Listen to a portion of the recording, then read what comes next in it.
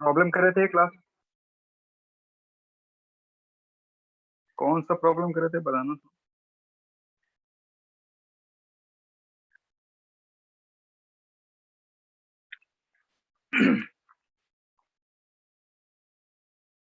Last problem क्या था थोड़ा बताना। Sir zero work. अच्छा जीरो वर्क डन वाला, वो लाइन वाला प्रॉब्लम कर चुके हैं, है ना। हाँ sir.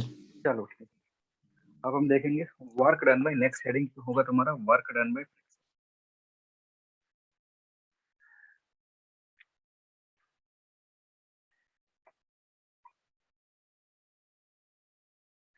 Work done by friction.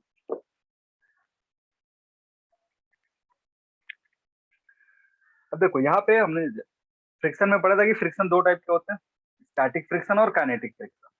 अब जो स्टैटिक फ्रिक्शन है, क्या उसके चलते वर्क डन होगा? स्टैटिक फ्रिक्शन जो भी है नहीं उसके सर। चलते वर्क डन होगा? नहीं होगा, क्योंकि उसमें डिस्प्लेसमेंट भी नहीं हो रहा है, और डिस्प्लेसमेंट अगर जीरो होता डिस्प्लेसमेंट है। नहीं हो रहा है वर्क डन नहीं होगा। तो सबसे पहला चीज लिख सकते हो कि work done by static friction is zero. दूसरा, work done by sliding friction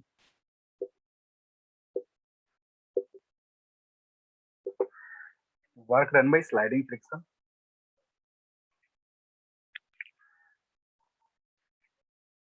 अब स्लाइडिंग फ्रिक्शन जो है, इसके चलते जो वर्क डन है वो पॉजिटिव भी हो सकता है और नेगेटिव भी हो सकता है। Work done by sliding friction में भी पॉजिटिव और नेगेटिव। अब नेगेटिव वाला तो सबके दिमाग में, स्लाइडिंग फ्रिक्शन जो है वो नेगेटिव वर्क करेगा। पॉजिटिव कहाँ करेगा? ऐसा कौन सा ऐसा सिचुएशन है जहां नेगेटिव, जो तुम्हारा स्लाइडिंग फ्रिक्शन है वो पॉजिटिव वर्क करता है? किसी के दिमाग में कोई आइडिया कि जहां पे स्लाइडिंग फ्रिक्शन तुम्हारा कैसा वर्क डन करे, पॉजिटिव वर्क करे? बोलो, कोई बता सकता है? वो सर साइकिल के पिछले टायर। साइकिल के पिछले टायर पे स्लाइडिंग फ्रिक्शन नहीं लगता है वहां पे। जब भी साइकिल चल रहा है ना, तो सबसे पहले चीज वो स्लाइड करते हुए चलता है क्या, या रोल करता है? रोल करता है। रोल करता है तो फिर वो स्लाइडिंग फ्रिक्शन कैसे हो सकता है? That is what rolling friction, और वो स्टैटिक नेचर का होता है। क्योंकि जब भी रोलिंग होता है ना, तो जो बॉटम मोस्ट पॉइंट है जो ग्राउंड के कांटेक्ट में होता है वो होता है रेस्ट में। वो रिलेटिवली रेस्ट में होता है उस इंस्टेंट के लिए।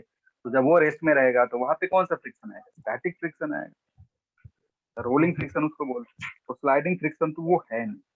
कोई ऐसा एग्जांपल किसी के दिमाग में आ रहा हो जहाँ पे वर्क डन बाई फ्रिक्शन जो हो क्या हो, पॉजिटिव। नेगेटिव का तो बहुत सारा एग्जांपल तुमको वॉकिंग बता। सर। वॉकिंग, वॉकिंग में क्या स्लाइडिंग फ्रिक्शन लगता है ये भी देख लो कि वॉकिंग में स्लाइडिंग फ्रिक्शन लगता है। हम्म,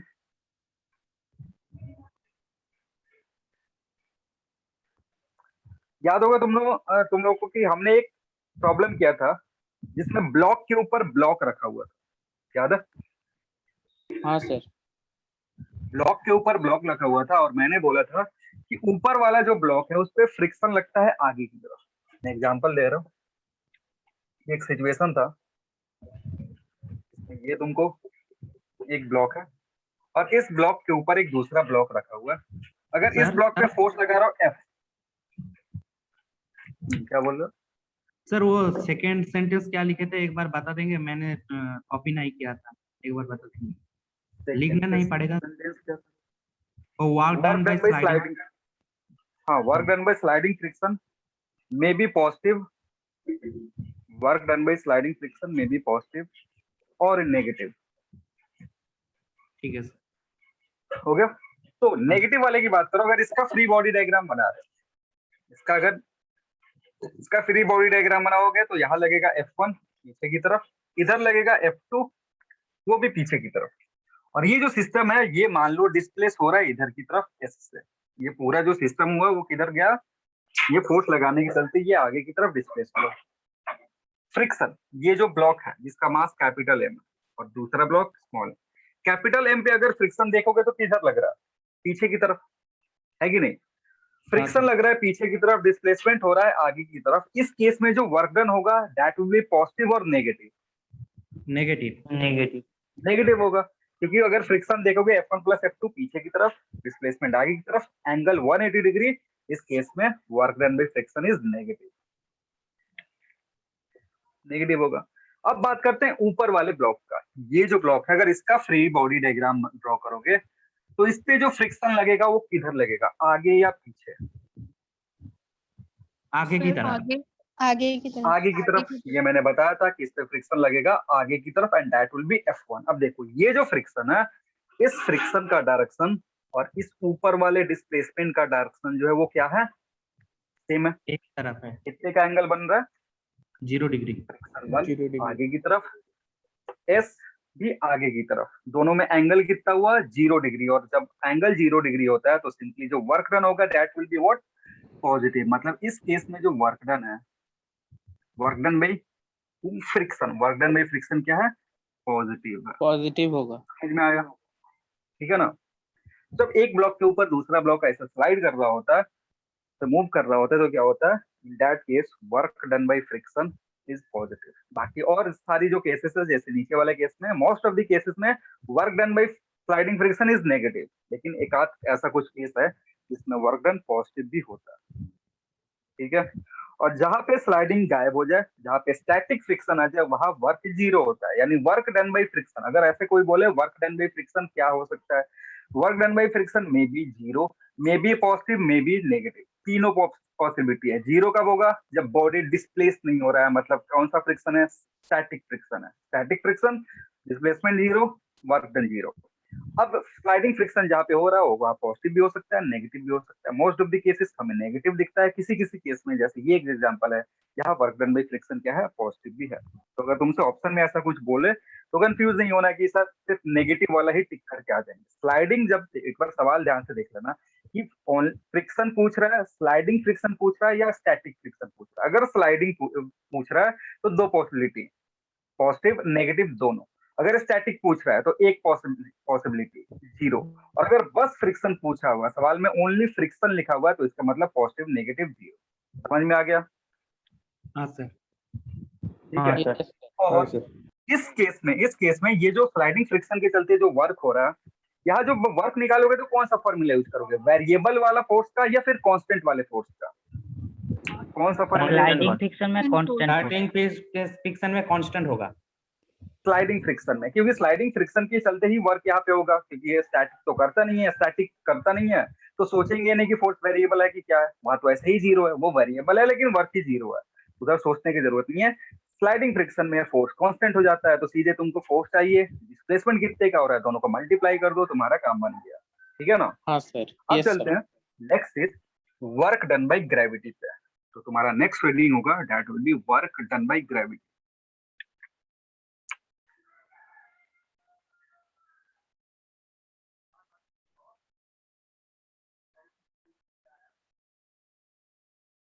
वर्क डन बाय ग्रेविटी, या इसको ग्रेविटेशनल फोर्स भी बोलते हैं। अब यहाँ पर भी दो पॉसिबिलिटी है कुछ कुछ कि वर्क डन बाय ग्रेविटी में भी पॉजिटिव, में भी नेगेटिव, और अगर हॉरिजॉन्टल डायरेक्शन में मोशन हो रहा है तो वर्क डन बाय ग्रेविटी में भी 0। यानी इधर भी तुम्हारे पास कितना पॉसिबिलिटी है, 3 पॉसिबिलिटी है, वर्क डन पॉजिटिव नेगेटिव 0, तीनों हो सकता है। क्लियर है? तो इसमें भी लिख लो work done by gravity, work done by gravity may be positive, negative and 0। Work done by gravity may be positive, negative और 0।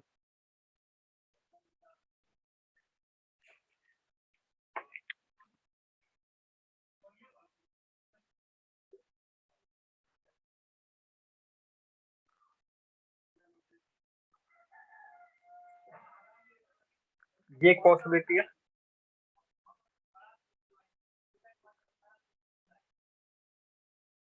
ये एक पॉसिबिलिटी है। पहले इन दोनों पॉसिबिलिटी के बारे में बात करेंगे, ये यहाँ पे वर्क डन कैसे हो रहा, फिर बात करेंगे हम किसके लिए, जो जीरो वाला है उसके लिए। ठीक है, अब समझना क्या हो रहा है कि अगर ये जो ब्लॉक है ये ऊपर की तरफ डिस्प्लेस हो रहा है, ब्लॉक किधर डिस्प्लेस हो रहा है, ऊपर की तरफ। ठीक है, ऊपर की तरफ, और जो ग्रेविटेशनल फोर्स है वो किधर लगेगा, नीचे की तरफ। नीचे, अगर ये नीचे की इस तरफ। पे देखोगे तो इस पे जो फोर्स लगेगा weight, that will be in downward direction and it will be mg। Similarly इस केस में भी देखोगे तो वेट जो लगेगा it will be in downward direction. अब यहाँ पे क्या होगा ना कि एक बार ऐसा सिचुएशन बनता है कि एंगल ग्रेटर देन 90 होगा, और एक बार ऐसा सिचुएशन बनता है कि एंगल लेस देन 90 डिग्री होगा। यहाँ पे अगर थीटा देखोगे, this theta is greater than 90 degree. इस केस में जो वर्क डन होगा वो क्या होगा, नेगेटिव। नेगेटिव। इस केस में अगर एंगल देखोगे तो theta is less than 90 degree. ठीक है, और इस केस में अगर वर्क डन देखोगे तो इट विल बी पॉजिटिव। इन दोनों केस पॉजिटिव। में इन दोनों केस में स्पेशल एक सिचुएशन होता है जिसमें एंगल 0 डिग्री हो सकता है या 180 डिग्री हो सकता है, जिसको हम वर्टिकल मोशन बोलते हैं। अगर मोशन वर्टिकल डायरेक्शन में हो रहा है, वर्टिकली अपवर्ड या वर्टिकली डाउनवर्ड, तो इन दैट केस या तो एंगल 0 होगा या तो एंगल 90 डिग्री हो, सॉरी 180 होगा। जब ऊपर फेंकोगे, जब किसी बॉल को वर्टिकली अपवर्ड डायरेक्शन में फेंकोगे तो डिस्प्लेसमेंट और mg में कितने का एंगल बनेगा, 180 का एंगल बनेगा। 180। ये वाला सिचुएशन मैं ऊपर फेंक दूं, इन दैट केस वर्क डन क्या होगा, नेगेटिव होगा। जब भी किसी बॉल को हम ऊपर फेंकते हैं work done by gravity is negative, क्योंकि एंगल कितना बनेगा, 180। और इस केस में अगर किसी बॉल को ड्रॉप कर रहे हो तो इन दैट केस mg भी नीचे लग रहा है, डिस्प्लेसमेंट भी नीचे हो रहा है, एंगल कितना है, 0, और 0 होगा तो वर्क डन क्या होगा, पॉजिटिव होगा। तो एक इसका स्पेशल केस जिसमें बॉल ऊपर की तरफ जा सकता है, एक इसका स्पेशल केस जिसमें बॉल या ब्लॉक डायरेक्टली नीचे की तरफ आ सकता है। अब यहाँ पे क्या है कि वैल्यू कैसे कैलकुलेट करेंगे, जो भी तुम्हारा टर्म है कि हम जो डिस्प्लेसमेंट है उसका जो डिस्प्लेसमेंट है वो अगर तुम्हें पता है और फोर्स कितना लग रहा है वो पता है, तो उसको यूज करके हम कितना वर्क डन हो रहा है उसका मैग्नीट्यूड कैसे पता करें। ठीक है, मैग्नीट्यूड पता कर लो, क्योंकि अब तुम ये बता सकते हो मोशन देख करके कि नेगेटिव होगा या पॉजिटिव होगा। अगर इस तरीके का मोशन, नेगेटिव वर्क डन। ठीक है, यानी बॉडी अगर एलिवेट कर रहा है, कोई भी बॉडी ग्राउंड के रेस्पेक्ट में अगर एलिवेट कर रहा है, उसका हाइट इंक्रीज कर रहा है, तो in that case work done is negative. किसी भी बॉडी का अगर एलिवेशन कम हो रहा है, मतलब हाइट घट रहा है, तो in that case work done by gravity will B positive. Clear है? इसका मैग्नीट्यूड कितना होगा वो कैसे निकालेंगे, दोनों में से किसी एक को लेकर के डिस्कशन कर सकते हैं। तो फिर से मैं डायग्राम बना रहा हूं, समझ रहे हैं। मान लो कि एक ब्लॉक था जो इनिशियली यहाँ पे था, कुछ देर बाद ये डिस्प्लेस होकर के यहाँ चला गया, यहां से डिस्प्लेस होकर के कहा चला गया, इधर चला गया। And let that displacement be S. ये जो डिस्प्लेसमेंट है ये कितना है, एस। mg जो लगेगा वो नीचे की तरफ लग रहा होगा, mg will be in downward direction. और ये तुम्हारा एंगल, मान लो ये हॉरिजॉन्टल से जो एंगल बन रहा है इंक्लाइंड प्लेन का, दिस इज थीटा। हॉरिजॉन्टल से जो एंगल बन रहा है वो कितना है, थीटा। अगर तुमसे वर्क डन पूछा जाए, वर्क डन अगर तुमसे कोई पूछे, work done by gravity, it will B how much, force, mgs cos हाँ वो मैं लिख दूंगा, 90 degree plus into S cos 90 plus theta. देखोगे कि मैंने इस बार एंगल ना किधर से ले लिया, हॉरिजॉन्टल से ले लिया, तो ये तुम्हारा 90 है, दिस इज योर 90, है कि नहीं। अब इसकी जगह क्या रिप्लेस करोगे, इसकी जगह रिप्लेस करोगे this is your S cos 90 plus theta. क्या होता है, minus sine theta. cos 90 plus theta is your minus sine theta. तो यहाँ आएगा माइनस साइन थीटा, माइनस को बाहर ले लो, it will be M G S sine theta. अब यहाँ पे थोड़ा सा चेंज करें, मान लो कि हमें ये एस नहीं पता है, हमें ये वर्टिकल हाइट पता है विच इज स्मॉल एच। ठीक है, एस हमें नहीं पता, हमें क्या पता है, वर्टिकल राइज या वर्टिकल फॉल पता है। और वर्टिकल राइज यहाँ पे कितने से हो रहा है, एच से हो रहा है। अगर ये ब्लॉक यहाँ पे था, कुछ देर बाद कहाँ चला गया, यहाँ पे चला गया, तो एक्चुअल जो डिस्प्लेसमेंट हो रहा है इस इंक्लाइंड प्लेन के अलोंग दैट इज एस। ठीक है, लेकिन जो ग्राउंड के रेस्पेक्ट में राइज हुआ वो कितने का हुआ, एच का हुआ। इन तीनों में अगर रिलेशन सेट करोगे, एस, थीटा और एच में अगर रिलेशन सेट करते हो, तो this term can be replaced by small H, है ना। अगर इस ट्राइंगल में देखोगे तो एस की जो वैल्यू होगी, S sine theta will be what, H. नहीं आ रहा H समझ में? तो यहाँ से डब्ल्यू जी जो होगा, work done by gravity, will be minus M G H. ठीक है, यानी अगर जब भी तुमको वर्क डन निकालना है, वर्क डन निकालना है किसके चलते, ग्रेविटेशनल फोर्स के चलते, तो तुम्हें क्या चाहिए, वेट चाहिए बॉडी का, और साथ ही साथ क्या चाहिए, rise और वर्टिकल Vertical height. डिस्प्लेसमेंट कितना हो रहा है, वर्टिकल डायरेक्शन में कितने का डिस्प्लेसमेंट हो रहा है तुमको वो चाहिए, ना कि एक्चुअल डिस्प्लेसमेंट। ठीक है, एक्चुअल डिस्प्लेसमेंट कितना हो रहा है, yes sir. पार्टिकल साइन कौन से थीटा की पाथ जगह को। पर एच क्यों पुट किए आप, समझ नहीं आया। हाँ देखो, ये जो ट्राइंगल है, यहाँ पे एक ट्राइंगल बन रहा है इस तरीके का, दिस इज योर एस, ये एच और ये थीटा, ट्राइंगल बन रहा है यहाँ पे।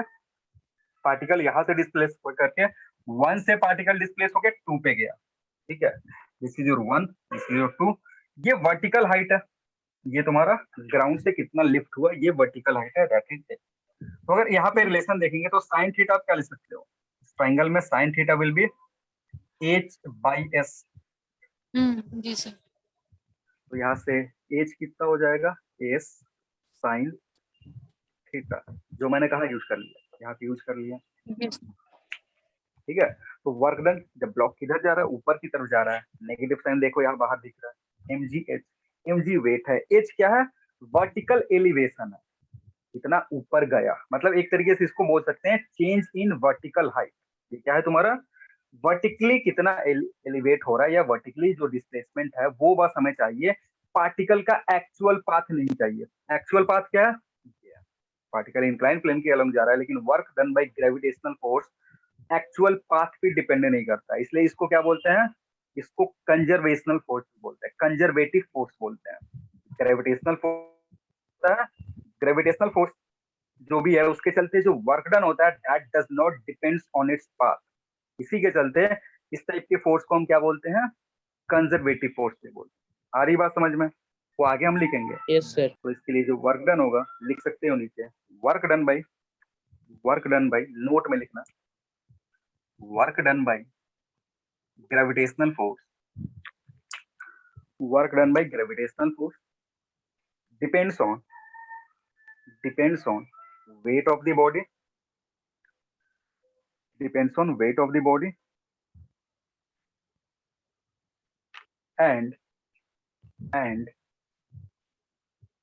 rise or fall, and rise or fall sir एक बार फिर से बताएंगे, gravity, क्या बोल रहे वर्क थे एक डन बार बाय इसको ग्रेविटेशनल repeat कर। फोर्स डिपेंड्स, हाँ, depends on weight of the body, depends on weight of the body and rise and fall, and rise and fall, rise and fall of the body, rise and fall of the body in vertical direction, rise and fall of the body in vertical direction। vertical direction में कितने का rise हुआ, कितने का fall हुआ, उसी पे depend करेगा। h से अगर राइज हुआ ऊपर की तरफ तो it will be minus M G H, h से अगर फॉल हुआ तो it will be plus M G H. ठीक है, एक का मैंने यही पे कर दिया।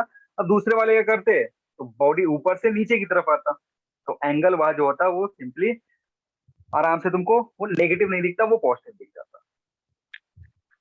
क्या नीचे उसी में नोट में ही एक पैरा छोड़ के एक और चीज लिख लो, work done by gravitational force, work done by gravitational force,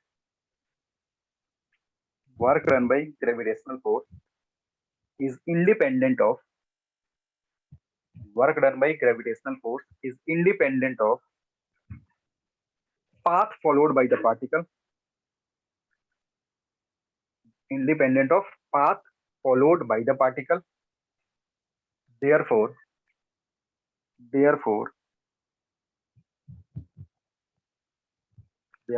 it is conservative in nature, therefore it is conservative in nature। अलग से एक टॉपिक डिस्कस करेंगे जिसमें कंजर्वेटिव और नॉन कंजर्वेटिव फोर्सेस के बारे में भी बात करेंगे, लेकिन यहाँ नोट में बस लिख लो कि कंजर्वेटिव फोर्स ग्रेविटेशनल फोर्स है। ठीक है, हो गया। हाँ sir.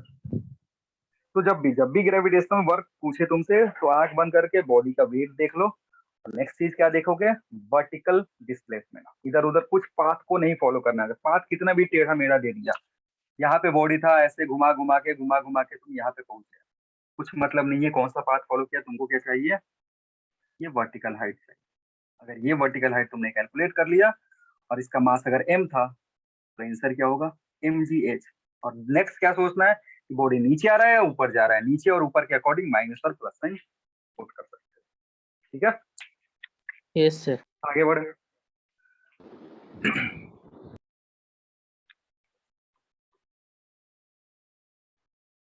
Next, we'll discuss about work done by spring force. Work done by spring force.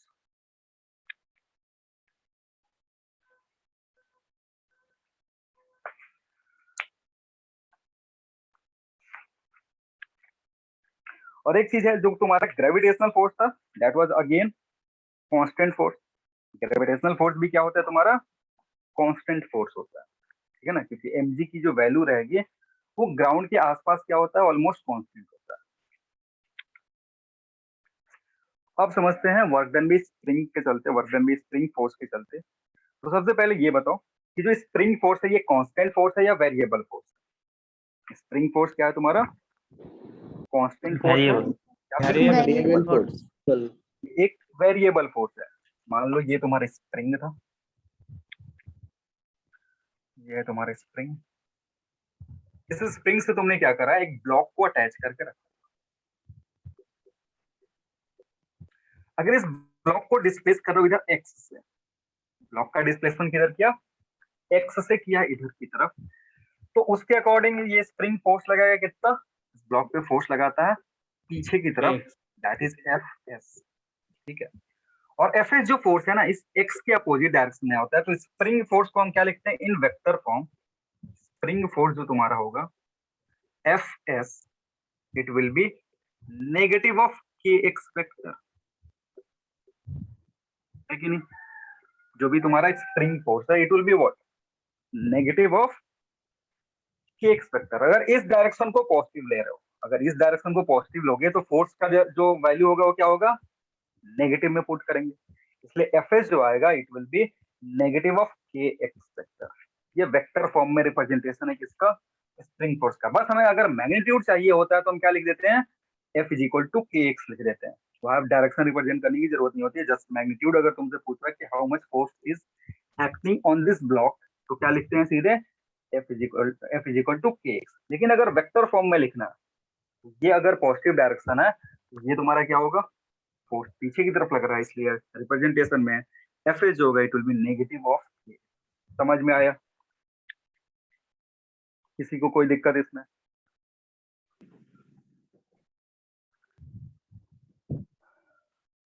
जल्दी बोलो। और यही जो नेगेटिव साइन है ये क्या रिप्रेजेंट करता है, this negative sign represents restoring nature of spring. क्या काम करता है, क्योंकि तुमने इसको इधर पुल किया है और स्प्रिंग क्या चाहता है, अपना शेप जो नेचुरल शेप है वो उसी शेप में रहे, जिसके चलते वो अपोजिट डायरेक्शन में फोर्स लगाता है। तुमने डिस्प्लेसमेंट इधर किया, फोर्स इधर लग रहा है। और इसी पढ़ेंगे हम जब कहा जाएंगे इलास्टिसिटी में जाएंगे, तो वहां पढ़ते हैं कि जो भी बॉडीज है जो अपने शेप को रिगेन करने की कोशिश करती हैं, that apply force in opposite direction to the displacement, जैसे ये स्प्रिंग करता है। तो इसमें नीचे लिख भी सकते हो, नेगेटिव साइन इंडिकेट्स, में नीचे लिख लो, negative sign indicates restoring behaviour of, negative sign indicate restoring behaviour of spring,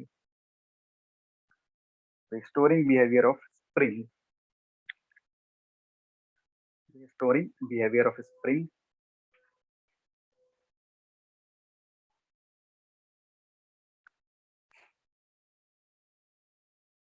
ठीक है, यस सर। पढ़ा दे इसको। अब समझते हैं वर्क डन बाई जो होगा डब्ल्यू एस। अब डब्ल्यू एस जो होगा वो तुम्हारा क्या होगा, it will B F vector dot dx vector, ठीक है, या fs डॉट dx वेक्टर होगा। क्लियर है?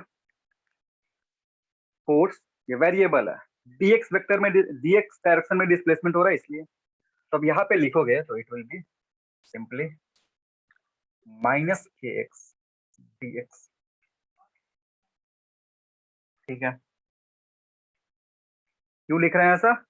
माइनस क्यों आ रहा है? क्योंकि एफ एस इज dx के अपोजिट डायरेक्शन में। अगर देखोगे डिस्प्लेसमेंट किधर हो रहा है? इधर की तरफ। फोर्स किधर लग रहा है? इधर की तरफ, एफ एस।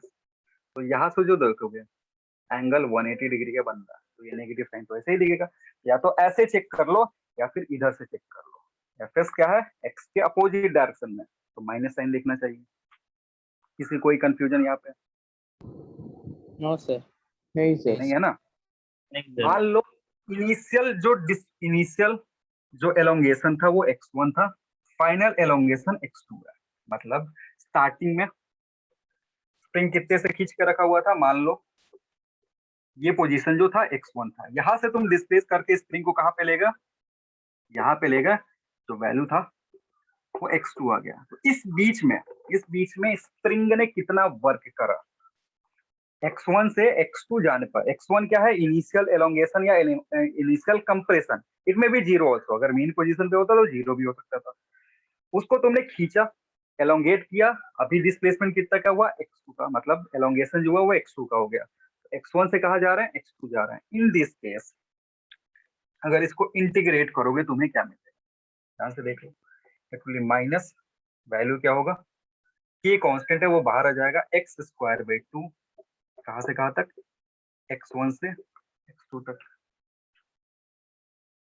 ठीक है। नहीं समझ में आ रहा? हाँ सर। अब यहाँ हाँ डब्ल्यू सर। एस निकालोगे तो W S will be, value put करो। ये पहले x2 पुट करो, फिर x1 पुट करोगे। माइनस साइन है, मैं एक साथ लिख दे रहा हूँ। हाफ के x1 स्क्वायर माइनस हाफ के x2 स्क्वायर, यही होगा तुम्हारा डब्ल्यू एस जो होगा। इट विल बी हाफ के x1 स्क्वायर माइनस हाफ के x2 स्क्वायर,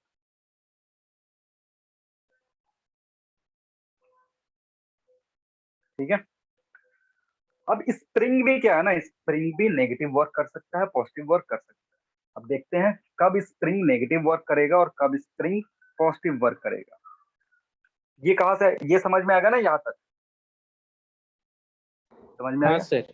हाँ Yes, सर। sir. सर हाँ बोलो। सर अगर सर ये एक्स अगर टाइम का फंक्शन हो तो ये सर इंटीग्रेशन नहीं लगा सकते? एक्स टाइम का फंक्शन, इसका जो फोर्स है ना, फोर्स वो किस पे डिपेंड कर रहा है? फोर्स एक्स पे डिपेंड कर रहा है, ठीक है। एफ जो है वो किस पे डिपेंड कर रहा है? एक्स पे डिपेंड कर रहा है। और अगर ये एक्स टाइम पे डिपेंड करने लगे तो इनडायरेक्टली फोर्स भी टाइम पे डिपेंड करने लगे। तो उसका इक्वेशन हाँ। तुम बना सकते हो। अगर ऐसे लिखा हुआ है x is equal to 5t और तुम्हें पता है फोर्स क्या होता है? k x के बराबर होता है, तो तुम ऐसे लिख सकते हो ना, f is equal to k into 5t। तो इनडायरेक्टली ये चेंज हो गया ना टाइम के फंक्शन में। हाँ। सिंप्लीफाई कर दो उसको, वही सेम चीज है। और सर उसके बाद वो 5 kT को क्या करे? 5 kT को पुट कर दो। ओ। जो 5 kT है ना उसको पुट कर दोगे, काम बन जाएगा। इससे अभी जो तुम बोल रहे हो ना उस पर एक सवाल करवा देंगे परेशान।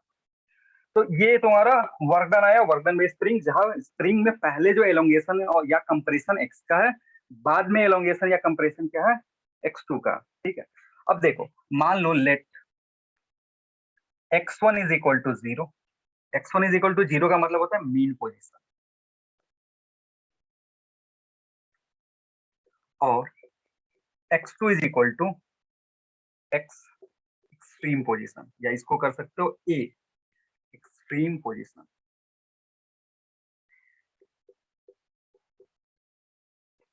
ठीक है। x कितना है? 0 है। 0 कहने का मतलब है ना स्प्रिंग जो है वो अपने किस पोजीशन, नेचुरल लेंथ में है। x2 is equal to a, मतलब उसका मैक्सिमम एलोंगेशन जो तुम कर सकते हो। क्योंकि स्प्रिंग जो होता है वो क्या होता है, एक पर्टिकुलर वैल्यू के बीच में ही क्या कर सकता है? एलोंगेट या वेरी कंप्रेस कर। हो सकता है सबसे ज्यादा।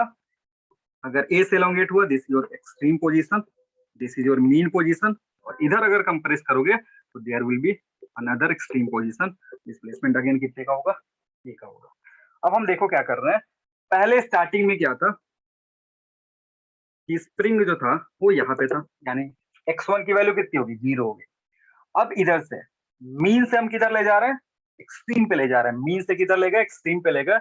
इस केस में जो वर्क डन होगा WS, that will B how much, ये तो 0 हो गया, माइनस 1/2 की ए स्क्वायर, और इसको सिंप्लीफाई करोगे तो it will be minus half की ए स्क्वायर। अब यहाँ से आइडिया क्या है कि जब हम मीन से एक्सट्रीम की तरफ जा रहे हैं, ठीक है ना, कहां से कहा जा रहे हैं, मीन से एक्सट्रीम, या मीन को इक्विलिब्रियम भी बोलते हैं, इक्विलिब्रियम से एक्सट्रीम की तरफ जा रहे हैं, तो work done by spring is what, positive, negative. Work done by spring क्या है तुम्हारा, पॉजिटिव है, कब, सॉरी नेगेटिव है, कब, जब तुम जा रहे हो इक्विलिब्रियम पोजीशन या मीन पोजीशन से किधर की तरफ, एक्सट्रीम पोजीशन की तरफ। आ रही बात समझ में? हाँ सर। किसी को यहाँ कंफ्यूजन हो रहा है? No sir. नहीं हो रहा है ना, तो इसके नीचे लिख लो, जस्ट इसके नीचे, from mean position to extreme position, from mean position to extreme position, work done by spring is negative. From mean position to extreme position, work done by spring is negative. ये सारी theoretical चीज है, पूछ देता है कि कब negative work done होगा स्प्रिंग के चलते, कब पॉजिटिव वर्क डन होगा स्प्रिंग के चलते, तो उसका याद रखिए। नेगेटिव वाला मैंने एक्सप्लेन कर दिया। अब बात करेंगे x1a है, x1a कहने का मतलब, now this is your extreme position, x2 0 हो गया, now this is your main position, ठीक है। तो क्या होगा, इस बार सिनेरियो ऐसा हो जाए, x1 कितना है, a है, x2 कितना है, 0 है। मतलब पहले जो स्प्रिंग था वो कहाँ पे था, एक्सट्रीम पे था। पहले से जो कंडीशन है स्प्रिंग का वो कहाँ है, एक्सट्रीम पे है। जब उसको रिलीज कर रहे हैं तो किधर की तरफ आएगा, मीन की तरफ। मीन की तरफ आया मतलब x2 कितना हो गया, 0 हो गया। इन दैट केस जो वर्क डन होगा इट विल बी पॉजिटिव। मतलब अभी मोशन कैसे हो रहा है, एक्सट्रीम से मीन की तरफ या एक्सट्रीम से इक्विलिब्रियम की तरफ, तो in that case work done by spring is positive. आ रही है बात समझ में? हाँ, तो लिख लो, from extreme to mean position, from extreme to mean position, extreme to mean position, work done by spring is positive, work done by spring is positive।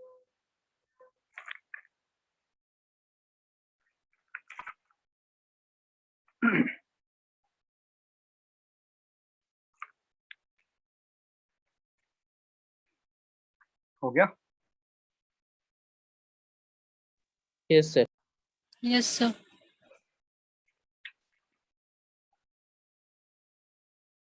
और नोट में एक चीज लिख लो, work done by spring is path independent, work done by spring is path independent। ये भी path पे depend नहीं करेगा, जो भी वर्क डन है स्प्रिंग के चलते it will be again independent of the path followed by the particle. तो किससे मतलब है, इनिशियल पोजीशन क्या है स्प्रिंग का, फाइनल पोजीशन क्या है स्प्रिंग का, दोनों के बीच में जो एलोंगेशन कंप्रेशन है उस पर डिपेंड करेगा। भले तुम पार्टिकल का मोशन टेढ़ा मेढ़ा करवाओ, उससे फर्क नहीं पड़ता है, इनिशियली कितना है फाइनली कितना है उसी से फर्क पड़ेगा। यानी this is also path independent. और कोई भी ऐसा फोर्स जिसका वर्क डन पाथ इंडिपेंडेंट होता है उसको क्या बोलते हैं, उसको बोलते हैं conservative force. Conservative force. It means spring force is also conservative in nature.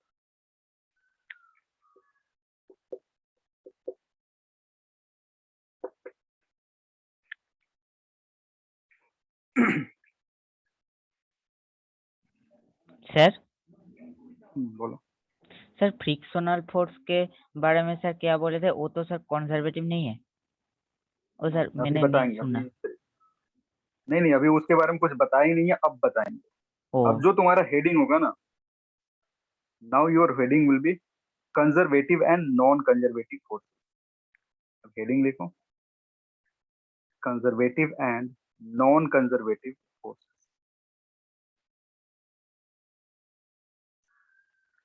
कब किसी फोर्स को कंजर्वेटिव फोर्स बोलेंगे और कब उसको नॉन कंजर्वेटिव फोर्स बोलेंगे, ये अब समझेंगे। ठीक है, जैसे कुछ एग्जांपल्स दे दिया तुमको और बोल रहा है चूज करो कि कंजर्वेटिव फोर्स है या नॉन कंजर्वेटिव फोर्स, तो कैसे डिसाइड करते हैं।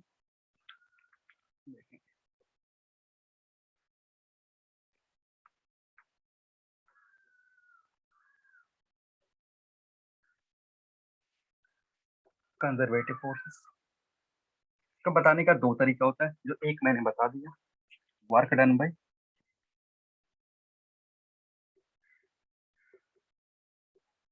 these forces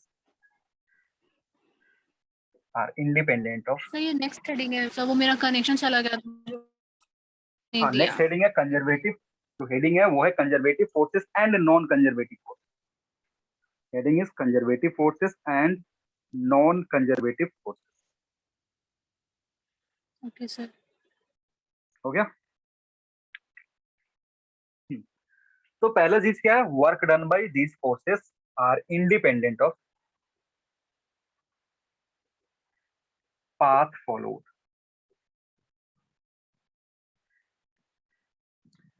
कभी भी पाथ पे डिपेंड नहीं करेगा, जैसे मैंने एग्जांपल बताया ग्रेविटेशन का। ग्रेविटेशन में बॉडी यहाँ पे है, यहाँ पे ले जाओ इसको, ऐसे टेढ़ा मेढ़ा इस पाथ को फॉलो करके, इस पाथ को फॉलो करके, कैसे भी करके ले जाओ, उसको फर्क नहीं पड़ेगा, उसको बस फर्क पड़ेगा इस हाइट से कि तुमने कितने हाइट का राइज एंड फॉल करवाया। ठीक है, नेक्स्ट जो चीज है सेकंड, वो है work done in closed path is always zero.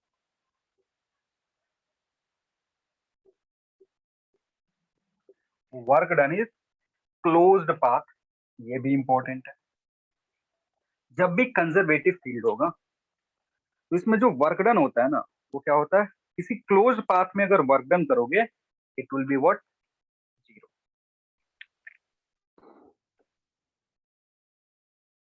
ठीक है, यस सर। अब Yes, यहाँ sir. समझते हैं इन दोनों का मतलब क्या क्या। जैसे एक बॉडी है, इसको ए से बी तक पहुंचाना है, ए से बी तक पहुंचाना है, किसी ने पाथ फॉलो किया दो, एक ये पाथ और एक ये पाथ। कोई इसको ऐसे फॉलो करके गया और उसको वर्क डन करना पड़ा W1, कोई ऐसे फॉलो करके क्या वर्क डन करना पड़ा W2। W1 अगर W2 के बराबर, कोई भी ऐसा पाथ फॉलो करो जिसमें वर्क डन, सारे के सारे वर्क डन अगर एक पॉइंट से दूसरे पॉइंट पे जा रहे हो, उसकी वैल्यू क्या आ रही है, सेम आ रही है, तो ऐसे फोर्स को हम क्या बोलेंगे, ऐसे फोर्स को हम बोलेंगे कंजर्वेटिव फोर्स। क्लियर है। ठीक है, इसका बेस्ट एग्जांपल वही ग्रेविटेशनल वाला। अगर एक बॉल को ऊपर की तरफ फेंकते हो, बॉल को कहाँ फेंका, ऊपर की तरफ, हाइट में राइज कितने का हुआ, h, इसका मास m है, तो work done will be mgh होगा। Work done by gravitational force will be, magnitude की अगर बात करोगे तो इट विल बी mgh। अगर इसी बॉल को इंक्लाइन प्लेन पे फेंका, but again rise is how much, h, incline plane का लॉन्ग फेंका और हाइट में राइज कितना से करवा रहे हैं, h से ही करवा रहे हैं। In this case also work done will be how much, mgh। आ रही बात समझ में। तो ऐसा फोर्स क्या हो गया तुम्हारा, ऐसा फोर्स कंजर्वेटिव इन नेचर है। दूसरा जो स्टेटमेंट बोल रहा है, ये कह रहा है क्लोज्ड पाथ, मतलब जहां से स्टार्ट करा हमने मोशन, वहीं पे चल के वापस आ गए। ए से शुरू करा, बी पे गए, लेकिन बी पे नहीं रुके, फिर वापस आ गए कहां पे, ए पे। तो अगर टोटल वर्क डन कैलकुलेट करोगे ना in close path, that will be zero. Work done by conservative force in a close path is zero. अब समझ लो कैसे, अगेन इसको इसी के एग्जांपल से समझेंगे, ग्रेविटेशन के एग्जांपल। एक बॉल था, इसको हमने फेंका ऊपर, कितने हाइट ऊपर, एच हाइट ऊपर। इन दैट केस जो वर्क डन होगा ग्रेविटेशनल फोर्स के चलते वो कितना होगा, माइनस mgh। बॉल 1 से 2 पे जा रहा होगा, बोलो वर्क डन कितना होगा, ऊपर की तरफ जा रहा है, माइनस mgh, है कि नहीं। उसके बाद बॉल वापस नीचे आया, मतलब पोजीशन 2 से बॉल फिर 1 पे आ गया, इसी को क्या बोलते हैं, राउंड मोशन। क्या बोलेंगे इसको, राउंड मोशन बोलेंगे, या फिर क्लोज्ड पाथ बोलेंगे। बॉल गया फिर वापस अपने इनिशियल पोजीशन पे आ गया। इस केस में जो वर्क डन होगा, work done by gravitational force, it will B mgh। Positive क्यों है, क्योंकि जिधर mg है उधर ही डिस्प्लेसमेंट हो रहा है, पॉजिटिव। अब इन दोनों को एक बार ऐड करके देखो, टोटल वर्क डन कितना आ रहा है, 0. जीरो। टोटल वर्क डन तुम्हारा 0 आ रहा है। ये फील्ड कैसा है, कंजर्वेटिव नेचर का है। इसमें क्लोज पाथ में वर्क डन जो होगा वो क्या होगा, मैं ये पाथ फॉलो कर रहा हूँ, कोई अगर ऐसे बॉल फेंका फिर बॉल आकर के यहीं पे चला जाए, दैट केस ऑल्सो जो वर्क डन होगा वो क्या होगा, जीरो होगा। मतलब ए से बी से ए आओगे और W1 प्लस W2 करोगे, W1 plus W2 it will be zero. ये दूसरा स्टेटमेंट, ये डायग्राम है तुम्हारा, ए से बी गए, बी से वापस आए, W1 plus W2 will be zero. और इसको जब हम इंटीग्रेशन के फॉर्म में लिखते हैं तो it can be written as F dot dr is equal to 0। इसका क्या मतलब है, ये तुम्हारा वर्क देगा, इसका इंटीग्रेशन टोटल वर्क देगा। ये लगाने का क्या मतलब है, सर्कल लगाने का मतलब होता है close area path. Closed integration. Closed path. इसका क्या मतलब है, क्लोज्ड पाथ पे। और चूंकि ये कंजर्वेटिव नेचर का, इसलिए नीचे ऐसे FC भी लिख देता है। तो close integral of FC dr will be how much, zero. This work plus this work zero, या फिर ऐसे। समझ में आया। तो अगर हाँ तुमसे सर। पूछे कि रिप्रेजेंट कंजर्वेटिव फोर्स मैथमेटिकली, तो उसका ये representation, mathematical representation of conservative force is ये circular integration of FC dr, this will be. ठीक है, क्लियर है सबको, कोई कंफ्यूजन है। सर हाँ बोलो। सर ये सर इंटीग्रेशन का वो सर कोई चेंज होगा मैथ करने पर? मैथ करने पे चेंज चेंज क्या होगा, मतलब ये क्लोज इंटीग्रेशन का मतलब होता है ना, जैसे अगर इसको ब्रेक करोगे तो नहीं तुम्हारा सर, जो मोशन फॉर्मूला होगा समझो कैसे।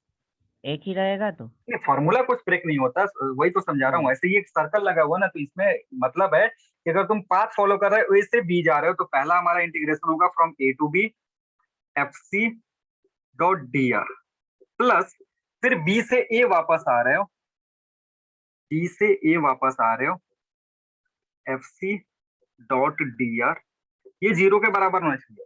तुम ऐसे भी लिख सकते हो, और इन दोनों का कंबाइन करके, क्योंकि अब ए से चले ए पे पहुंच गया, तो इन दोनों को कंबाइन करके हर बार ये दो दो लिखने से बढ़िया है एक सिंबल दे दिया गया कुछ इस तरीके का। ये क्या कह रहा है कि ए से चल के अगर ए पे चले गए तो तुमको ऐसा लिखने का जरूरत नहीं है, तुम सीधे ये गोला लगा दो और बता दो एफ डॉट ये FC dr जो होगा वो जीरो के बराबर होगा। सर्कुलर लगाने का मतलब है इनिशियल और जो फाइनल पोजीशन वो एक ही पॉइंट पे। समझ में आ गया।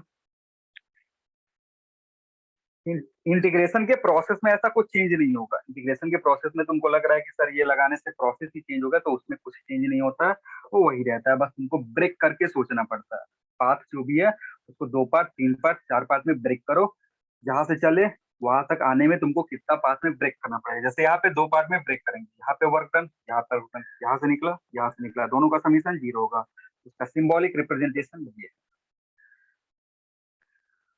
हो गया, और कोई कंफ्यूजन? नहीं सर। एग्जाम्पल में लिख लो, एग्जाम्पल लिख लो।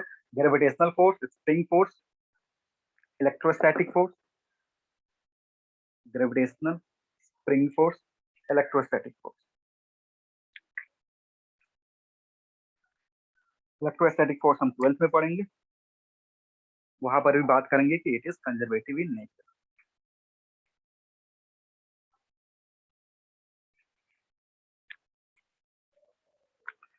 Now next one is non-conservative.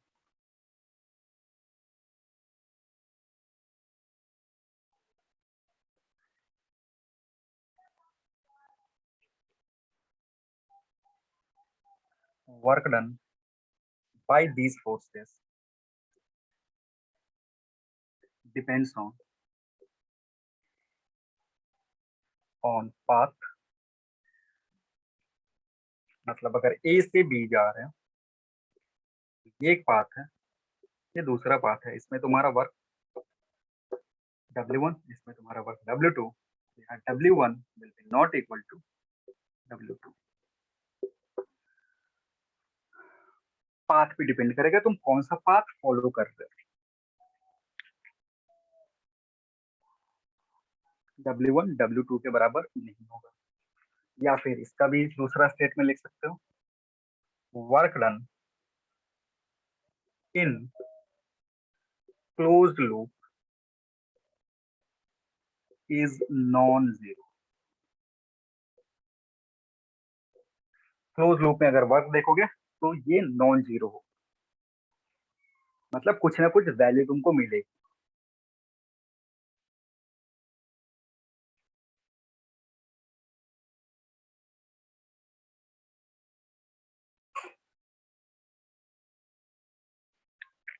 हो गया। Yes, sir.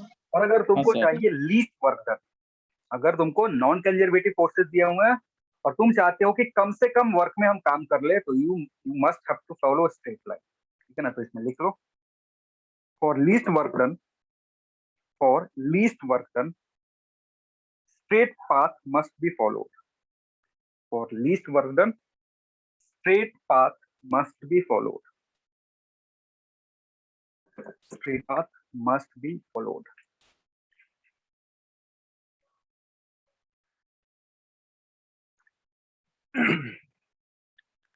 अब समझते हैं कुछ एग्जांपल से। पहले एग्जांपल लिख लो, examples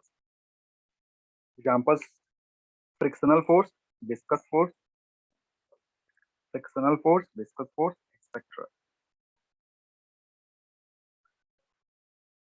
The frictional force. Viscous force, viscous, frictional force, viscous force.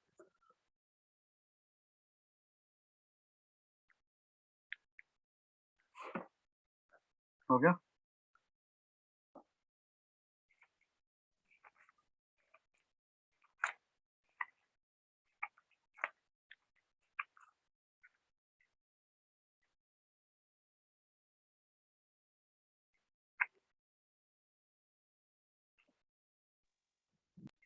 अब देखो यहाँ पे क्या हो रहा है, जैसे ये एक सरफेस है, मान लो यहाँ पे एक ब्लॉक रखा हुआ है, अगर मैं इसको यहाँ से खींच करके इधर ले जाऊं, अगर इसको स्लाइड कर रहा हूँ ऊपर की तरफ, मान लो यहाँ पे एक ब्लॉक रखा हुआ है, इसको स्लाइड कर रहा हूँ ऊपर की तरफ, ठीक है।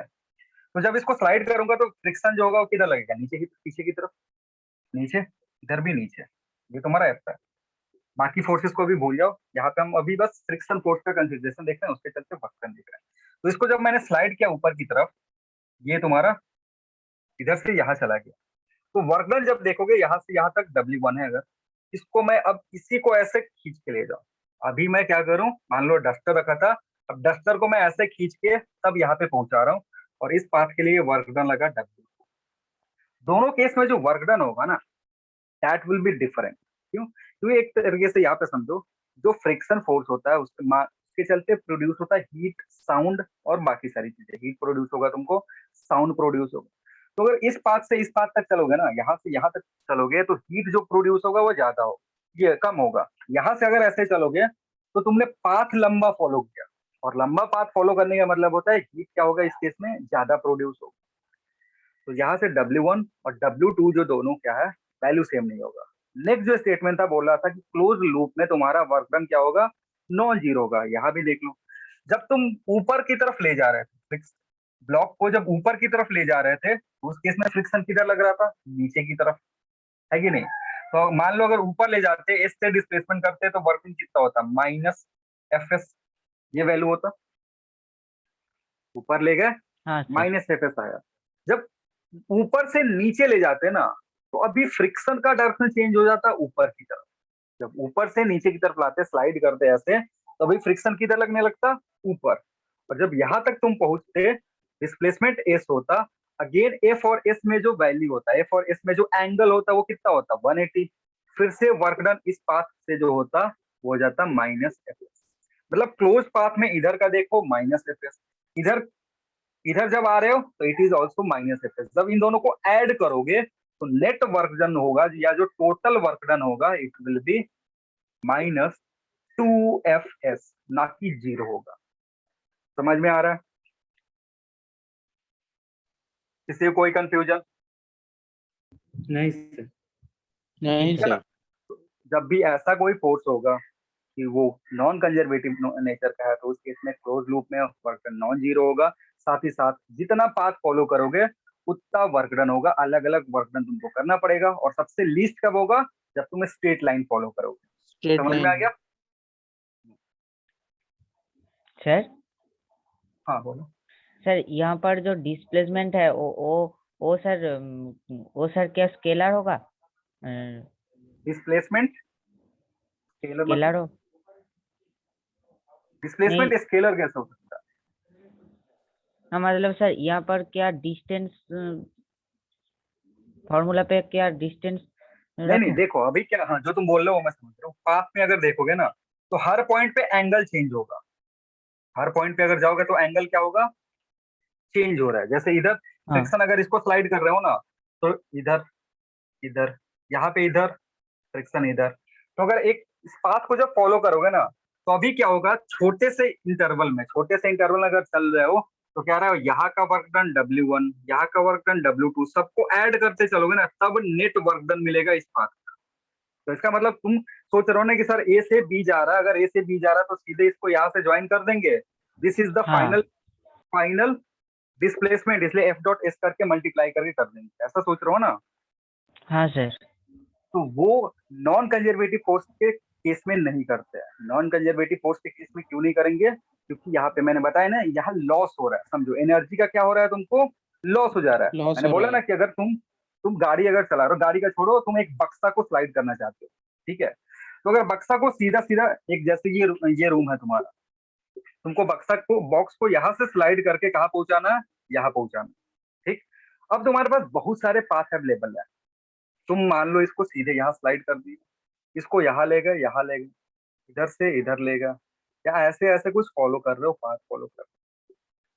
अब तुम खुद बता सकते हो कि कौन से पाथ में तुमको ज्यादा एनर्जी लगेगा, कौन से पाथ में तुम ज्यादा थकोगे, कौन से पाथ में। ये जो लार्जेस्ट पाथ है, ये जो सबसे बड़ा वाला पाथ है, इसमें लगेगा। और जबकि डिस्प्लेसमेंट देखोगे, in each case displacement is same. सारे केस में डिस्प्लेसमेंट क्या है, सेम है। इसीलिए बोला गया कि कंजर्वेटिव जब भी फोर्सेस होते हैं ना, तो उन पे जो वर्क डन होता है, that does not depend on initial and final points. वो किस पे डिपेंड करता है, तुमने जो पाथ फॉलो किया ना उस पे डिपेंड करता है। आ रही बात समझ में? क्योंकि अगर इधर से हाँ इधर सर। जाओगे, तो मान लो अगर हीट प्रोड्यूस हो रहा है या साउंड प्रोड्यूस हो रहा है, तो इस केस में ये लेंथ पे और इस लेंथ पे हीट डिपेंड करेगा कितना डिसिपेट हुआ, और उसके अकॉर्डिंग तुमको वर्क करना पड़ेगा। क्लियर है? हाँ सर। इसमें कभी भी फ्रिक्शन के केस में इनिशियल और फाइनल कंडीशन नहीं देखते हैं। यहाँ पे देखते हैं हम पाथ लेंथ, कि पाथ जो है उसका एक्चुअल लेंथ कितना है। क्लियर है?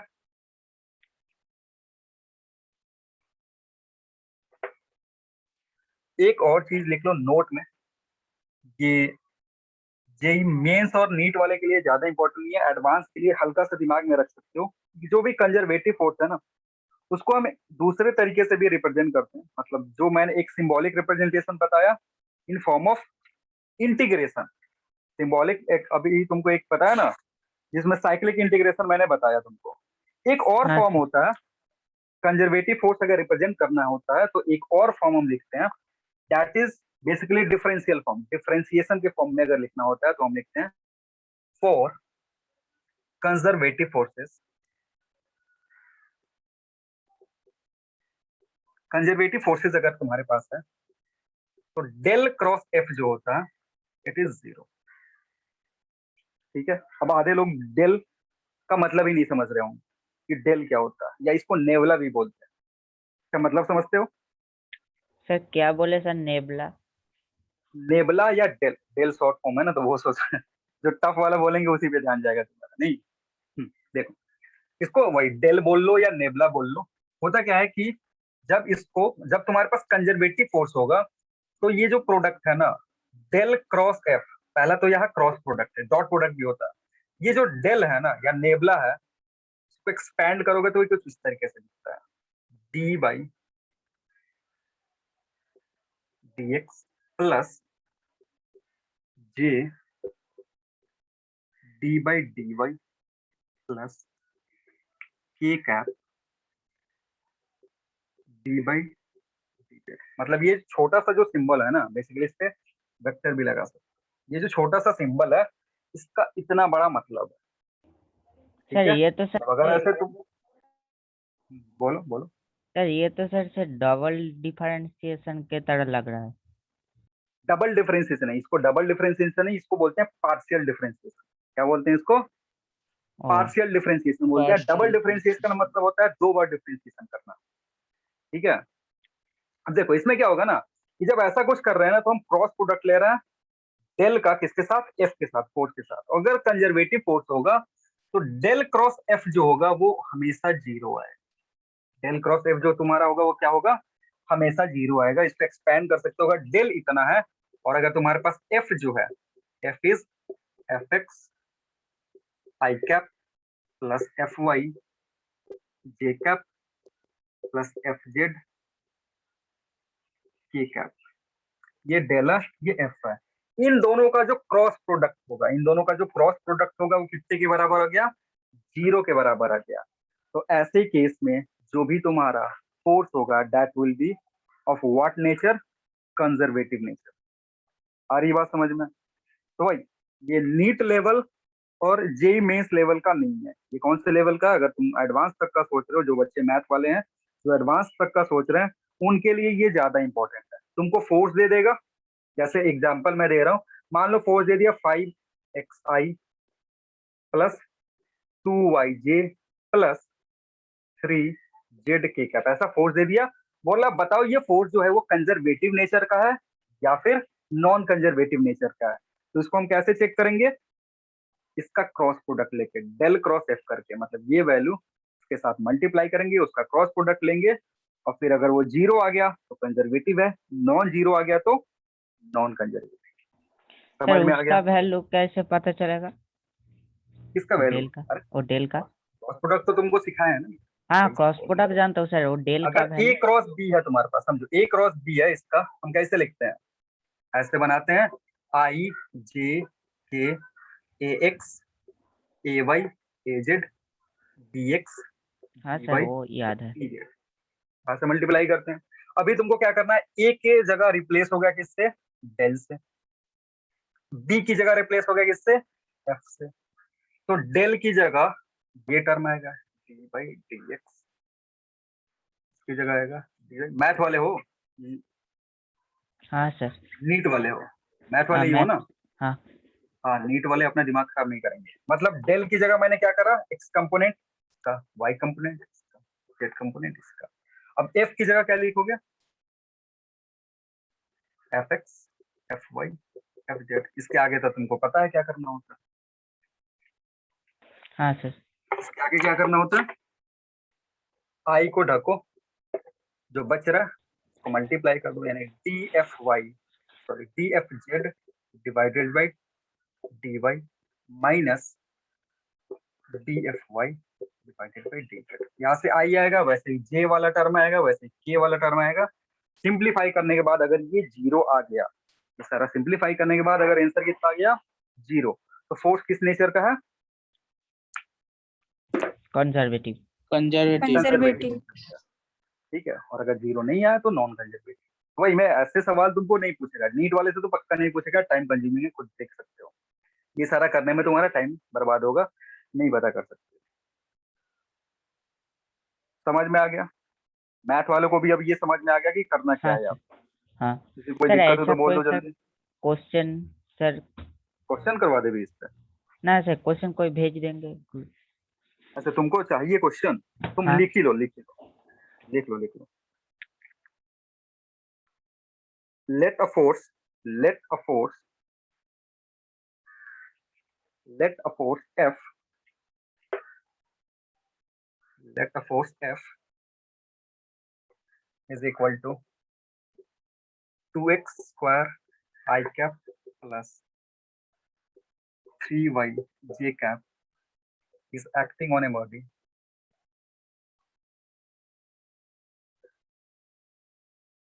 is acting on a body,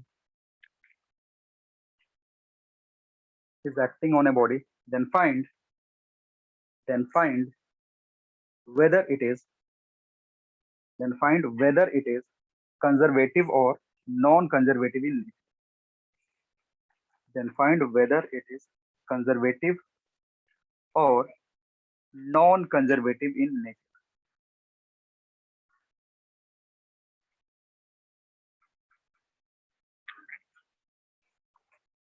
हो गया?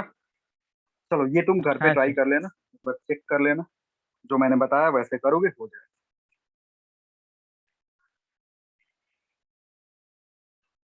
और कोई कंफ्यूजन इधर नहीं नहीं सर। सर। है ना?